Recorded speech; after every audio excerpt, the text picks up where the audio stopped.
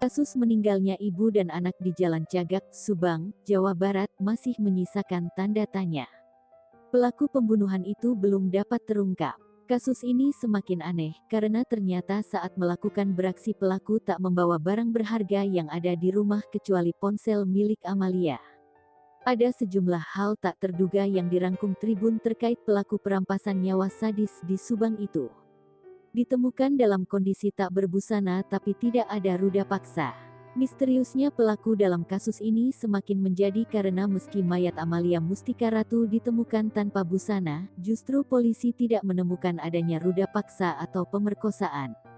Ada uang 30 juta rupiah di dalam rumah tapi tak diambil pelaku. Kuas hukum Yosef, suami dari Tuti sekaligus ayah dari Amalia, Rohman Hidayat menyebut bahwa ada uang 30 juta rupiah di dalam rumah saat peristiwa itu terjadi. Yang hilang dalam peristiwa itu adalah ponsel milik Amalia. Kemudian ada saksi yang melihat pagi itu mobil Alphard sempat diparkirkan oleh seseorang.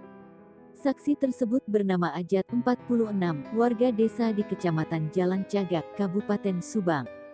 Ia mengatakan, sempat melihat seseorang tengah memarkirkan mobil Toyota Alphard.